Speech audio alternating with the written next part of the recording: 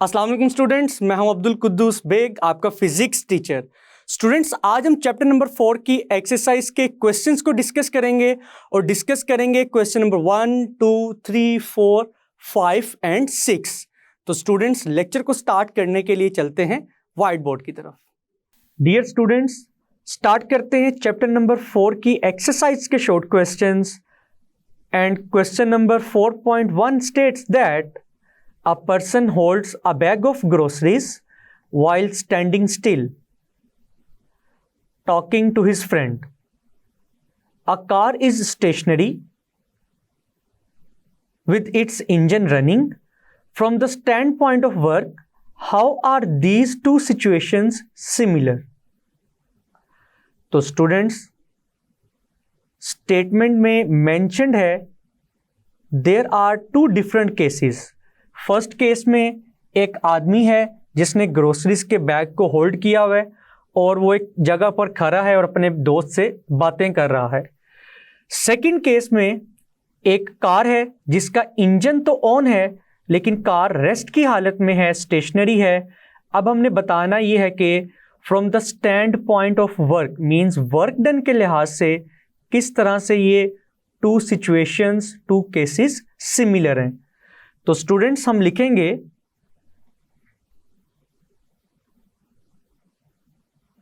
In both the situations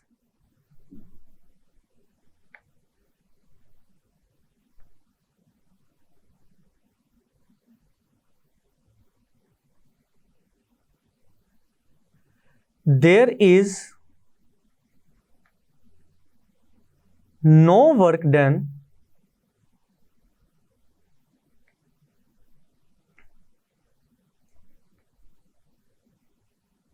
because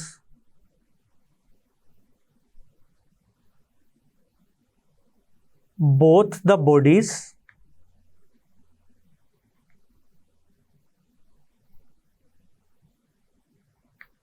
have zero displacement.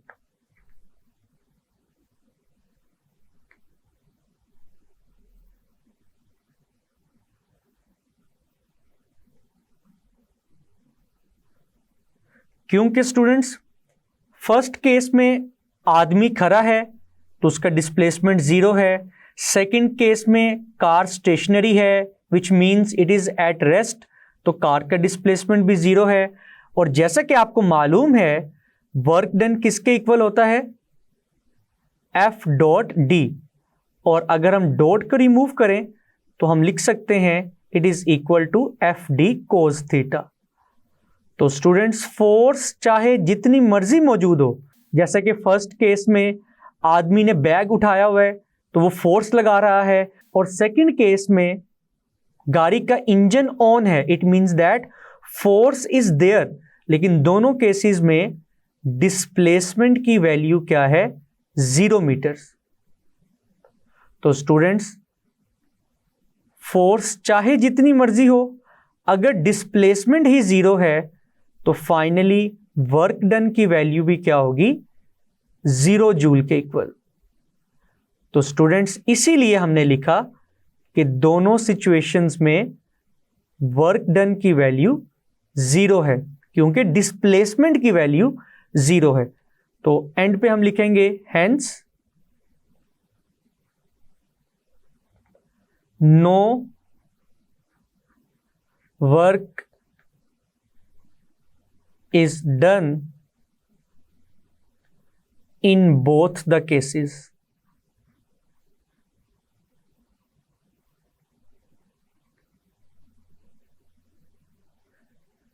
Dear students, ये था question number 4.1 का answer. Students, start करते हैं question number 4.2 which states that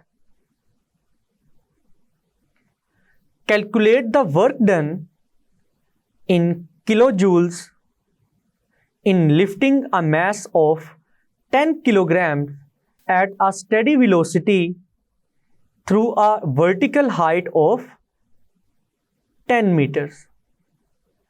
तो students, this question is of the type of a numerical, तो students इसको हम numerical की तरह सॉल्व करेंगे। तो स्टूडेंट्स सबसे पहले हम डाटा लिखेंगे।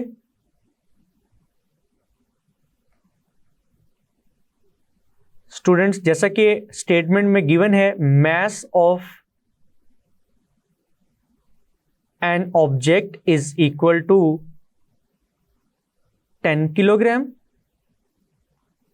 और इस मास को हमने कितनी हाइट तक उठाना है,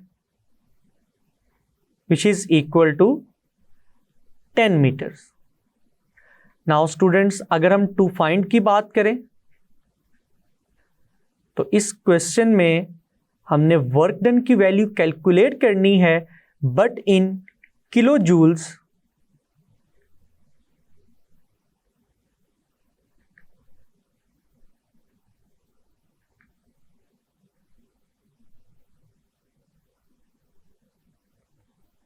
तो स्टूडेंट्स वर्क की वैल्यू को कैलकुलेट करने के लिए हम कौन सा फॉर्मूला यूज करेंगे?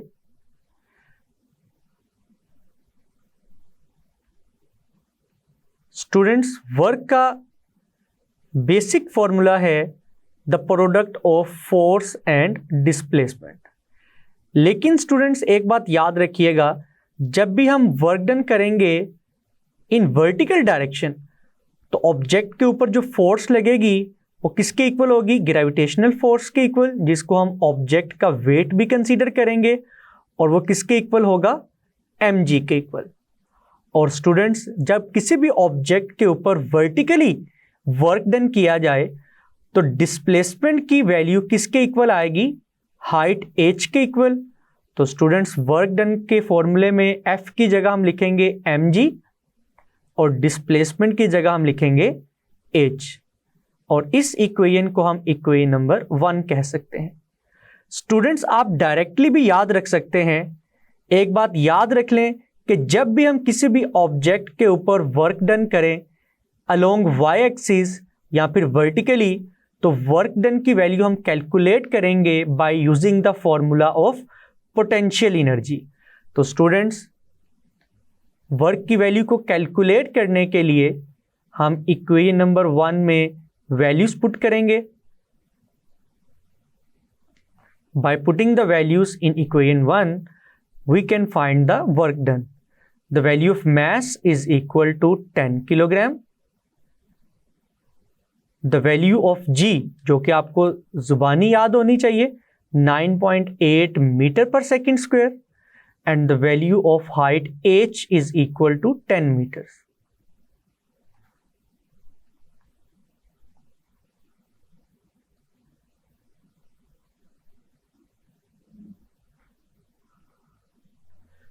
स्टूडेंट्स जब हम इन तीनों वैल्यूज को मल्टीप्लाई करवाएंगे तो हमारा आंसर आएगा 980, और अगर यूनिट की बात की जाए तो स्टूडेंट्स यूनिट में हम लिखेंगे kilogram as it is, metre multiply by metre, metre square, and students पर second square as it is आएगा। नाउ स्टूडेंट्स याद रखिएगा, किलोग्राम मीटर स्क्वायर पर सेकेंड स्क्वायर किसके इक्वल होता है? जूल के इक्वल। नाउ स्टूडेंट्स हमने वर्क की वैल्यू तो कैलकुलेट कर ली है, लेकिन स्टेटमेंट में मेंशन है कि वर्क डन की वैल्यू किलो जूल में होनी चाहिए। तो हम अपने आंसर को साइंटिफिक नोटेशन में कन्वर्ट करेंगे ताकि 10 की पावर 3 आ सके। तो हम लिखेंगे 0.980 इंटू 10 रेज टू पावर 3, क्योंकि हमने डेसिमल को लास्ट पोजीशन से 9 के बाद वाली पोजीशन पर शिफ्ट किया है, तो हम लिखेंगे 10 रेज टू पावर 3 और जूल एज इट इज आएगा। नाउ स्टूडेंट्स जैसा कि आपको मालूम है, प्रीफिक्स 10 रेज टू पावर 3 किसके इक्वल होता है? किलो के इक्वल, और जूल एज इट इज आएगा। डेसिमल के बाद हम 0 को इग्नोर कर सकते हैं। नाउ स्टूडेंट्स वर्क डन की फाइनल वैल्यू किलो जूल में किसके इक्वल आई है? 0.98 किलो जूल। स्टूडेंट्स स्टार्ट करते हैं question number 4.3 which states that a force F acts through a distance L the force is then increased to 3F and then acts through a further distance of 2L. Draw the work diagram to scale. Students, इस question के answer में हमने force displacement graph को plot करना है by using a reference scale. तो student, सबसे पहले हम एक ग्राफ बनाएंगे, देन ग्राफ की मदद से हम वर्क डन की वैल्यू को कैलकुलेट करेंगे। नाउ स्टूडेंट्स, जैसे कि स्टेटमेंट को रीड करने से आपको आइडिया हो गया होगा कि हमने फोर्स डिस्टेंस ग्राफ प्लॉट करना है। तो स्टूडेंट्स, वाई एक्सिस में हम फोर्स को कंसीडर करेंगे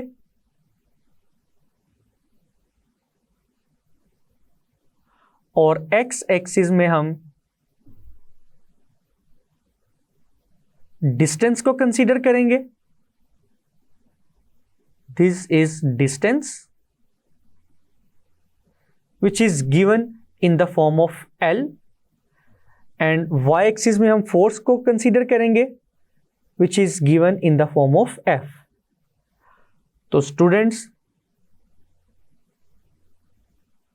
हम ये assume कर सकते हैं, अगर हम अपना reference scale choose करें तो according to scale हम कह सकते हैं along x axis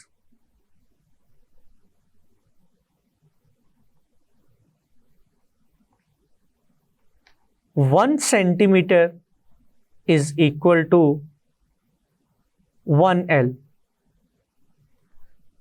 और स्टूडेंट्स, 2 सेंटीमीटर किसके इक्वल होगा? 2L के इक्वल। 3 सेंटीमीटर किसके इक्वल होगा? 3L के इक्वल। और स्टूडेंट्स, अगर हम y एक्सिस की बात करें तो हम लिखेंगे along y axis again 1 centimetre is equal to 1F। और सिमिलरली स्टूडेंट्स, 2 सेंटीमीटर किसके इक्वल होगा? 2F के इक्वल। 3 सेंटीमीटर किसके इक्वल होगा? 3F के इक्वल। नाउ स्टूडेंट्स, ग्राफ को प्लॉट करने के लिए जैसा कि हमने स्केलिंग में x एक्सिस और y एक्सिस के अलोंग वैल्यूज को डिफाइन किया है, तो students 1 centimetre along x axis 1L के इक्वल है, 2 सेंटीमीटर 2L के इक्वल और 3 सेंटीमीटर 3L के equal. Similarly students, along y axis 1 centimetre is equal to 1F, 2 centimetre is equal to 2F and 3 centimetre is equal to 3F। तो students, statement के start पर क्या चीज mentioned है? A force F, it means 1F, acts through a distance L means 1L। इसका मतलब यह है कि किसी भी ऑब्जेक्ट पे जब 1F की फोर्स लगी, उस ऑब्जेक्ट ने कितना डिस्टेंस कवर किया? 1L। तो हम प्लॉटिंग स्टार्ट कर सकते हैं। 1F फोर्स से ऑब्जेक्ट ने कितना डिस्टेंस कवर किया? 1L का डिस्टेंस। नाउ स्टूडेंट्स, स्टेटमेंट को फर्दर रीड करते हैं। The force is then increased to 3F, increased to 3F। इसका क्या मतलब है स्टूडेंट्स? कि पहले फोर्स थी 1F, अब हमने 1F से इंक्रीज करते हुए फोर्स की वैल्यू क्या कर दी है? 3F। स्टूडेंट्स, यहां पर 2 का बहुत रोल है। अगर 2 की जगह बाय का वर्ड होता, means the force is then increased by 3F। तो इंक्रीज्ड बाय 3F का मतलब था कि हमने मजीद 3F की फोर्स को ऐड किया है, तो टोटल फोर्स कितनी हो जाती? 4F। लेकिन इस केस में स्टूडेंट्स, बाय की जगह क्या लिखा हुआ है? 2। तो मैं दोबारा रीड करता हूं, the force is then increased to 3F। इसका मतलब है 1F से हमने फोर्स को इंक्रीज किया और फोर्स की वैल्यू हम कहां तक ले गए? 3F तक। तो फोर्स की वैल्यू इंक्रीज करते हुए हम कहां तक लेकर जाएंगे स्टूडेंट्स? 3F तक। आप देख सकते हैं डायग्राम में। तो स्टूडेंट्स, जब हमने फोर्स की वैल्यू को 1F से 3F किया तो क्या हुआ? Then acts through a further distance of 2L। वो फोर्स कितने डिस्टेंस तक बॉडी के ऊपर एक्ट कर रही है? Further distance of 2L, it means that मजीद 2L का डिस्टेंस। तो 1L में जब हम 2L ऐड करेंगे तो यहां पर अलोंग x एक्सिस भी फाइनल वैल्यू क्या आएगी, 3L। तो स्टूडेंट्स यहां पर हमारा ग्राफ कंप्लीट होगा। नाउ स्टूडेंट्स, इस ग्राफ को हम 2 डिफरेंट शेप्स में डिवाइड कर सकते हैं। One is a small square, जिसको हम रेड शेड से रिप्रेजेंट कर सकते हैं, and second one is a big rectangle, जिसको हम ब्लैक लाइन से रिप्रेजेंट कर सकते हैं। नाउ स्टूडेंट्स, वर्क डन की वैल्यू को फाइंड करने के लिए, जैसा कि आपको मालूम है, वर्क डन किसके इक्वल होता है, the area of force distance graph. यहां पर फोर्स F है और डिस्टेंस L है, तो फोर्स डिस्टेंस ग्राफ का जो एरिया होगा वो किसके इक्वल होगा, वर्क डन के इक्वल।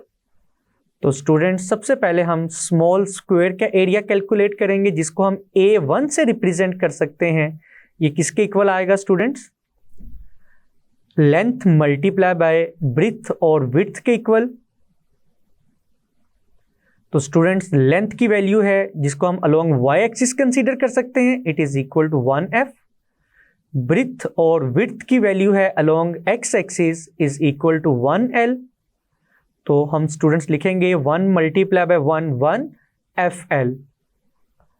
नाउ स्टूडेंट्स अब हम एरिया ऑफ रेक्टेंगल कैलकुलेट करेंगे, जिसको हम A2 से रिप्रेजेंट कर सकते हैं। और स्टूडेंट्स रेक्टेंगल का एरिया भी किसके इक्वल आएगा, लेंथ मल्टीप्लाई बाय ब्रीथ और विड्थ। तो स्टूडेंट्स अगर हम अलोंग y एक्सिस लेंथ की वैल्यू कैलकुलेट करें तो स्टूडेंट्स आप देख सकते हैं रेक्टेंगल की टोटल लेंथ किसके इक्वल है, फ्रॉम 0 टू 3f, यहां पर हम लिखेंगे 3f। और अगर रेक्टेंगल की विड्थ और ब्रीथ की बात करें तो आप देख सकते हैं students along x axis total rectangle की विड्थ कितनी है, फ्रॉम 1L टू 3L, दोनों का डिफरेंस किसके इक्वल आएगा students, final value minus initial value, it is equal to 2L। तो यहां पर हम लिखेंगे 2L। तो स्टूडेंट्स फाइनल आंसर आएगा 3 to the 6 FL। तो स्टूडेंट्स टोटल एरिया किसके इक्वल आएगा, which will be the sum of A1 and A2।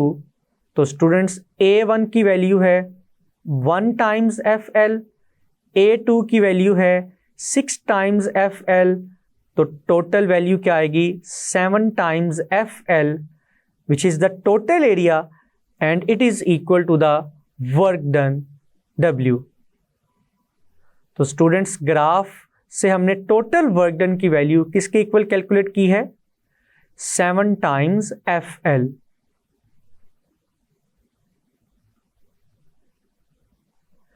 Dear students, आपने देखा कि किस तरह से हमने ग्राफ की मदद से वर्क डन की वैल्यू को कैलकुलेट किया है, and this is the final answer of question number 4.3। Students start करते हैं question number 4.4, which states that in which case is more work done when a 50 kilogram bag of books is lifted through 50 centimeter, or when a 50 kilogram crate is pushed through 2 meters across the floor with a force of 50 Newton. Students जैसा कि आपको statement read करने से मालूम हुआ कि statement में 2 different cases हैं। फर्स्ट केस में 50 किलोग्राम बैग ऑफ बुक्स को उठाया जा रहा है थ्रू 50 सेंटीमीटर, तो हमने कैलकुलेट करना है कि टोटल कितना वर्क डन करना पड़ेगा। और सेकंड केस में स्टूडेंट्स एक 50 किलोग्राम का क्रेट है जिसको हम 2 metre across the floor push करेंगे with a force of 50 newton, और कैलकुलेट करेंगे कि हमें कितना वर्क डन करना पड़ेगा। और देन फाइनली हम बताएंगे कि फर्स्ट केस में ज़्यादा वर्क डन है या फिर सेकंड केस में। तो स्टूडेंट्स सबसे पहले हम फर्स्ट केस की बात करते हैं। In case 1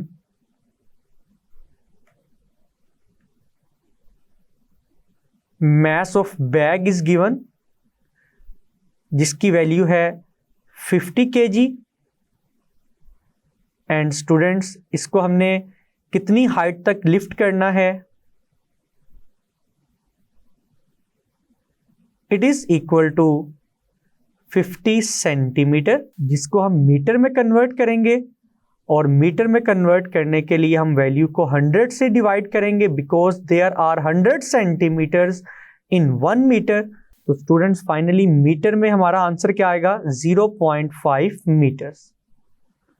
now students work done की वैल्यू हम किस तरह से कैलकुलेट करेंगे, जैसा कि हमने चैप्टर नंबर 4 की एग्जाम्पल में भी डिस्कस किया था कि जब भी हमने वर्टिकल डायरेक्शन में अलोंग वाई एक्सिस वर्क की वैल्यू को कैलकुलेट करना है, हम वर्क की वैल्यू को कैलकुलेट करेंगे with the help of the formula of potential energy which is equal to mgh। तो स्टूडेंट्स इस केस में g की वैल्यू हम क्या यूज करेंगे, 9.8 मीटर पर सेकेंड स्क्वायर। तो स्टूडेंट्स मास की वैल्यू है 50 किलोग्राम, g की वैल्यू है 9.8 मीटर पर सेकेंड स्क्वायर और हाइट की वैल्यू है 0.5 मीटर्स। नाउ स्टूडेंट्स जब हम इन वैल्यूज को मल्टीप्लाई करवाएंगे तो हमारा फाइनल आंसर आएगा 245 और अगर हम यूनिट की बात करें तो स्टूडेंट्स यूनिट आएगा किलोग्राम मीटर स्क्वायर पर सेकेंड स्क्वायर, जो कि किसके इक्वल होता है स्टूडेंट्स, जूल के इक्वल। तो फाइनली हमारा आंसर आएगा 245 जूल। स्टूडेंट्स ये है फर्स्ट केस का वर्क डन। अगर हम सेकंड केस की बात करें स्टूडेंट्स तो in case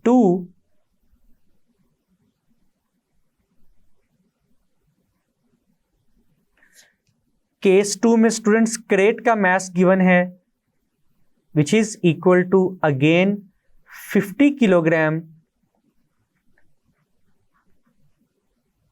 and students horizontal distance की वैल्यू गिवन है जिसको हम d से रिप्रेजेंट कर सकते हैं, it is equal to 2 metres और फोर्स की वैल्यू गिवन है जिसको हम F से रिप्रेजेंट कर सकते हैं, it is equal to 50 newton. तो स्टूडेंट्स सेकंड केस में वर्क डन की वैल्यू को कैलकुलेट करने के लिए हम वर्क डन का बेसिक फॉर्मूला यूज करेंगे which is equal to the product of force and displacement. तो स्टूडेंट्स फोर्स की वैल्यू है 50 न्यूटन, डिस्प्लेसमेंट की वैल्यू है 2 मीटर्स। तो students 50 times 2 is equal to 100, unit आएगा न्यूटन मीटर। तो स्टूडेंट्स न्यूटन मीटर किसके इक्वल होता है, जूल के इक्वल। तो स्टूडेंट्स सेकंड केस का वर्क डन किसके इक्वल आया है, 100 जूल के इक्वल। तो स्टूडेंट्स आप देख सकते हैं फर्स्ट केस में ज्यादा वर्क डन की वैल्यू है, तो फाइनली हम रिजल्ट में लिखेंगे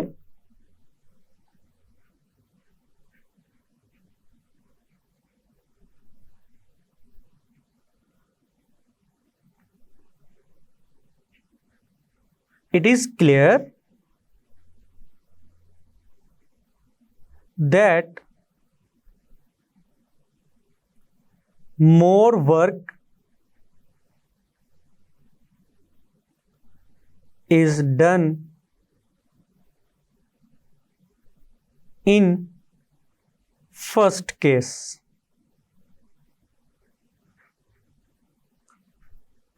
स्टूडेंट्स ये था क्वेश्चन नंबर 4.4 का आंसर। स्टूडेंट्स स्टार्ट करते हैं question number 4.5 which is very important. It states that an object has 1 joule of potential energy. Explain what does it mean? Means that कि students एक object है जिसके अंदर 1 जूल पोटेंशियल एनर्जी मौजूद है। तो 1 जूल पोटेंशियल एनर्जी होने का क्या मतलब है?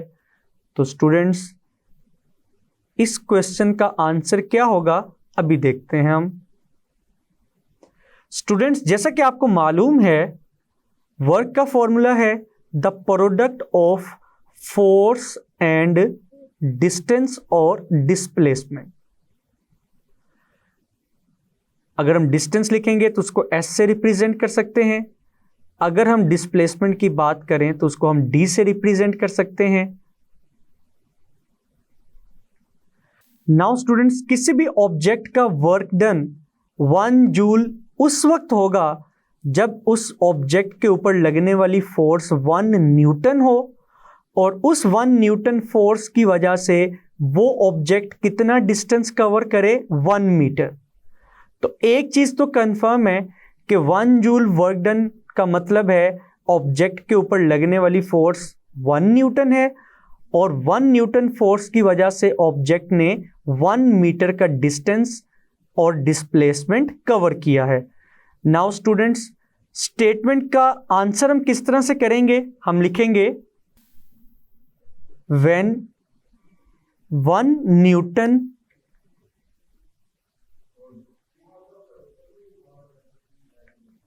force is applied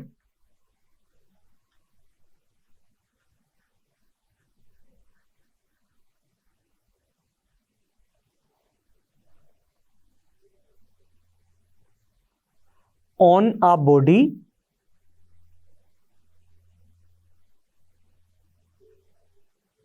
in lifting it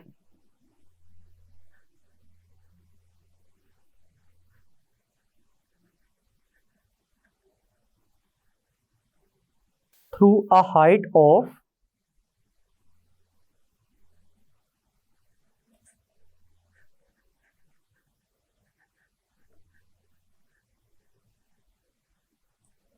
1 meter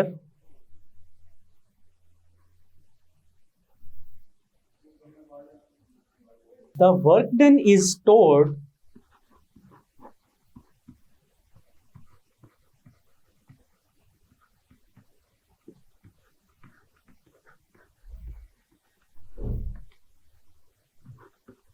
in the body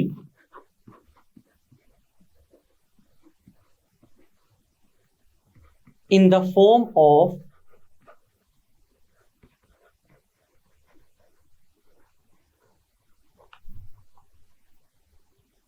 potential energy which is 1 joule. Students, यहां पर आप सोच रहे होंगे कि मैं पोटेंशियल एनर्जी ही को क्यों यूज कर रहा हूं, क्योंकि यहां पर स्टूडेंट्स क्वेश्चन में मेंशन्ड है an object has 1 joule of potential energy. तो स्टूडेंट्स, पोटेंशियल एनर्जी तो उस वक्त होगी किसी भी ऑब्जेक्ट के अंदर जब उस ऑब्जेक्ट को हम वर्टिकल डायरेक्शन में, मींस अगेंस्ट और अलोंग द ग्रेविटी उसको मूव करवाएं अलोंग वाई एक्सिस। तो किसी भी स्टोर्ड एनर्जी को, स्टूडेंट्स यहां पर आप सोच रहे होंगे कि मैं पोटेंशियल एनर्जी ही को क्यों यूज कर रहा हूं, क्योंकि क्वेश्चन में मेंशन्ड है an object has 1 joule of potential energy. तो students, potential energy is the stored energy which is due to the position of an object in a gravitational field. तो स्टूडेंट्स, पोटेंशियल एनर्जी उसी वक्त होगी जब हम object को lift करेंगे along और अगेंस्ट द ग्रेविटी। तो स्टूडेंट्स, ऑब्जेक्ट के अंदर 1 joule of potential energy stored है, तो हम आगे लिखेंगे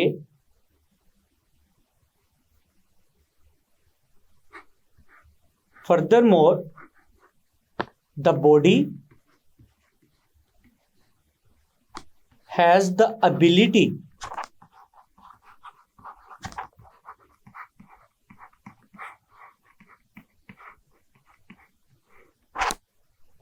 of doing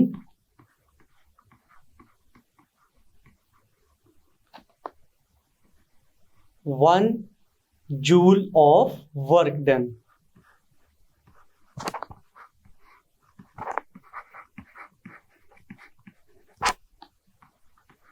For example, students, अगर हम किसी भी ऑब्जेक्ट को ग्राउंड से 1 मीटर की हाइट पर लिफ्ट करते हैं, उठाते हैं, और उसको उठाने में कितनी फोर्स रिक्वायर्ड है, which is equal to 1 newton. तो स्टूडेंट्स, जब ये ऑब्जेक्ट किसी सर्टेन हाइट पर मौजूद होगा due to the 1 joule of work done, तो वो वर्क डन इस ऑब्जेक्ट के अंदर स्टोर होगा in the form of potential energy, जिसकी वजह से अगर हम इस ऑब्जेक्ट को इस पॉइंट से रिलीज करते हैं तो वो इसी वर्क डन की वजह से डाउनवर्ड डायरेक्शन में मूव करेगा, मींस ये वर्क डन करेगा। स्टूडेंट्स, ये था क्वेश्चन नंबर 4.5 का आंसर। स्टूडेंट्स, स्टार्ट करते हैं question number 4.6, which states that a ball of mass m is held at a height of h1 above a table. The tabletop is at height h2 above the floor. One student says that the ball has potential energy which is equal to mg h1, but another says that it is mg h1 plus h2. Who is correct? तो students, इस question का answer है both the students are correct but according to their reference points. तो हम लिखेंगे सबसे पहले both the students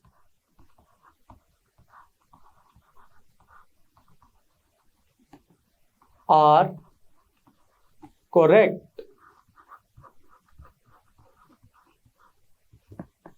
according to their reference points।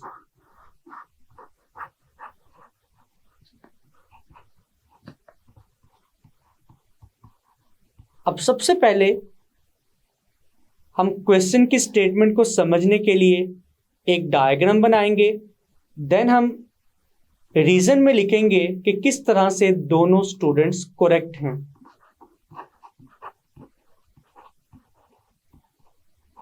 तो students, for example, this is the table,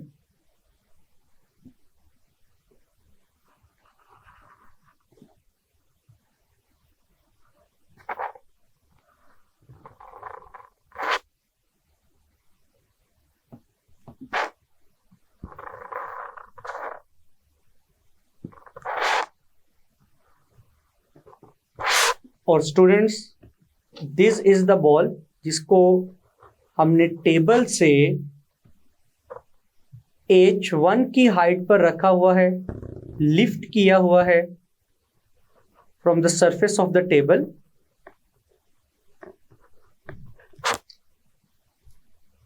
लेकिन स्टूडेंट्स, जैसा कि सेकंड लाइन में मेंशन्ड है स्टेटमेंट की, the table top is at height h2 above the floor, means कि जो table की टॉप सरफेस है वो फ्लोर से, जमीन से कितनी हाइट पर है, it is at height h2।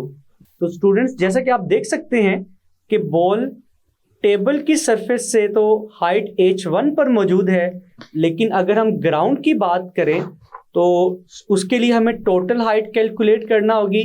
तो स्टूडेंट्स, टोटल हाइट किसके इक्वल आएगी? तो स्टूडेंट्स, टोटल हाइट किसके इक्वल आएगी? It will be equal to the sum of h1 and h2। तो स्टूडेंट्स, यहां पर हम लिखेंगे टोटल हाइट किसके इक्वल है? h1 प्लस h2 के इक्वल। अब स्टूडेंट्स, एक स्टूडेंट कह रहा है कि बॉल के अंदर जो पोटेंशियल एनर्जी मौजूद है वो किसके इक्वल है? mg h1 के इक्वल। तो ऐसा हो सकता है कि ये स्टूडेंट बॉल की पोटेंशियल एनर्जी को बता रहा है according to the reference point which is the top surface of the table, कि अगर इस स्टूडेंट ने अपना इनिशियल पॉइंट या रेफरेंस पॉइंट टेबल की सरफेस को कंसीडर किया है तो टेबल की सरफेस के लिहाज से ऑब्जेक्ट यानी कि बॉल के अंदर कितनी पोटेंशियल एनर्जी होनी चाहिए, mgh1। लेकिन स्टूडेंट्स, सेकंड स्टूडेंट कह रहा है कि बॉल के अंदर पोटेंशियल एनर्जी की वैल्यू mgh1 नहीं है, बल्कि कितनी पोटेंशियल एनर्जी मौजूद है, mgh1 प्लस h2। तो स्टूडेंट्स, अगर हम एक लम्हे के लिए ये सोचें कि हमारा स्टार्टिंग पॉइंट यानी कि रेफरेंस पॉइंट है ग्राउंड फ्लोर, तो ग्राउंड यानी कि फ्लोर से, ग्राउंड यानी कि जमीन से अगर हम इस बॉल तक की हाइट, टोटल हाइट मेजर करें, जो कि किसके इक्वल है, h1 प्लस h2, तो इस हाइट के लिहाज से बॉल के अंदर टोटल पोटेंशियल एनर्जी किसके इक्वल होगी, mgh1 प्लस h2 के इक्वल। तो स्टूडेंट्स, आप देख सकते हैं कि दोनों स्टूडेंट्स अपने अपने रेफरेंस पॉइंट्स के लिहाज से बिल्कुल करेक्ट हैं, बिल्कुल ठीक कह रहे हैं कि ऑब्जेक्ट के अंदर, बॉल के अंदर पोटेंशियल एनर्जी की वैल्यू mgh1 भी हो सकती है और mgh1 प्लस h2 भी हो सकती है। तो स्टूडेंट्स, हम इसको किस तरह से एक्सप्लेन करेंगे, हम लिखेंगे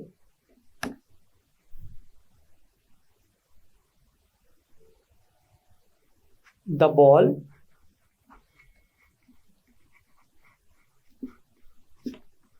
is at height h1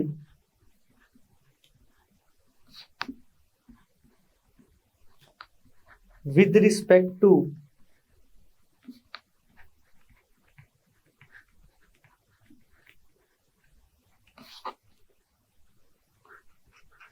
the table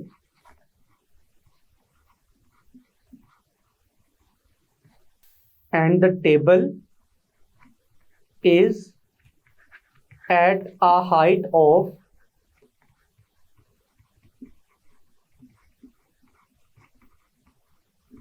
h2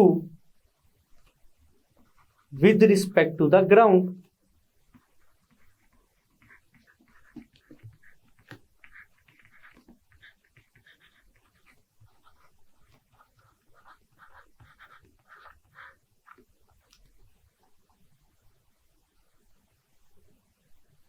So the ball is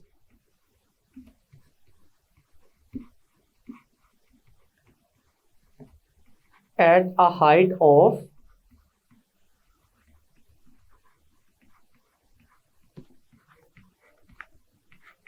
h1 plus h2 from the ground।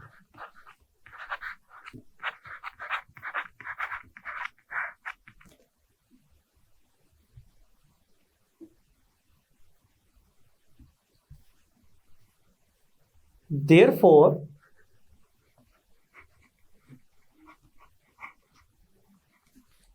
the potential energy stored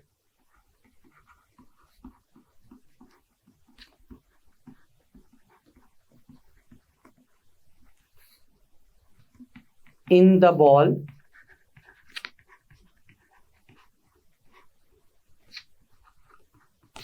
with respect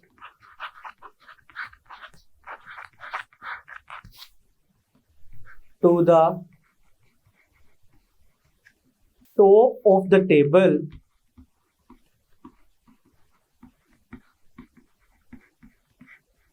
is mgh1 and with respect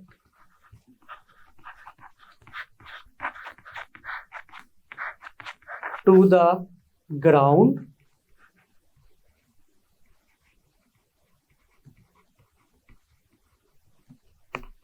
is mg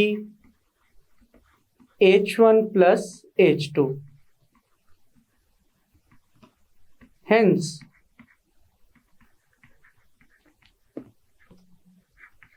both the students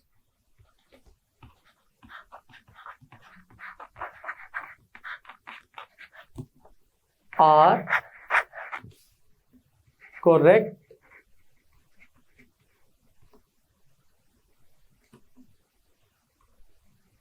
according to their reference points.